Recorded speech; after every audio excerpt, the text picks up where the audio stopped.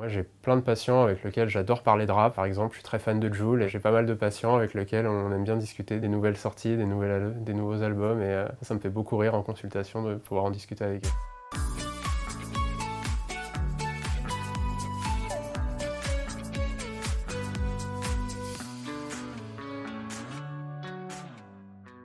Donc la déficience intellectuelle, c'est un trouble du neurodéveloppement qui va s'exprimer par des fonctions intellectuelles limitées avec un QI souvent à moins de 70. Ça va surtout être important de regarder comment fonctionne l'enfant dans son environnement. Et donc c'est ce fonctionnement adaptatif qui est plus important finalement que la valeur du QI.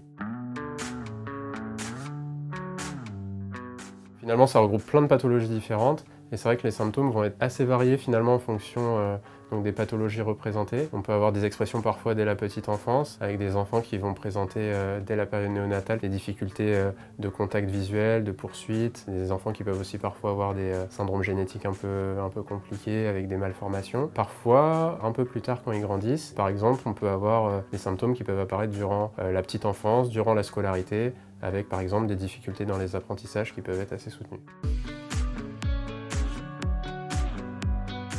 Les facteurs de risque, ça va être très varié finalement en fonction des situations et des pathologies. Pour reprendre un peu les pathologies qu'on peut retrouver, on a parfois des facteurs de risque qui peuvent s'exprimer durant la grossesse. On peut avoir par exemple des problématiques d'infection pendant la grossesse. Par exemple, on a en tête certains virus comme le CMV ou comme le Zika. C'est les enfants qui avaient des toutes petites têtes, donc, dont vous avez peut-être déjà vu les photos sur internet. On a les problèmes toxiques, par exemple les consommations d'alcool ou des expositions à certains médicaments pendant la grossesse peut aussi entraîner des problématiques intellectuelles. Donc ça, c'est pour tout ce qui va être sur la période anténatale. Et ensuite, après la naissance, on va aussi avoir des facteurs comme par exemple les traumatismes, comme par exemple les syndromes du bébé secoué, qui peuvent occasionner de la déficience intellectuelle en conséquence. Et aussi plein de pathologies génétiques. C'est vraiment le gros de cette pathologie-là. Et tous les jours, on découvre des nouveaux gènes, des nouvelles mutations qui peuvent occasionner de la déficience intellectuelle chez les enfants.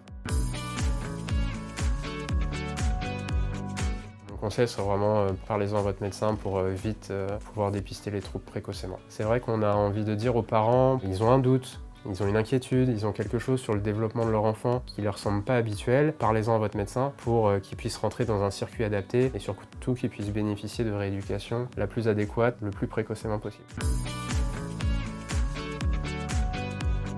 La question que les parents posent le plus souvent, ça va être qu'est-ce qui va devenir mon enfant? Est-ce qu'il va pouvoir aller à l'école? Est-ce qu'il va pouvoir conduire? Est-ce qu'il va pouvoir avoir un travail? Donc ça, c'est des questions toujours difficiles à répondre. En fonction de la pathologie, parfois on a un ordre d'idée, mais la plupart du temps, c'est vrai qu'on laisse l'enfant se développer et on dit que c'est lui qui nous dira au fur et à mesure de son évolution.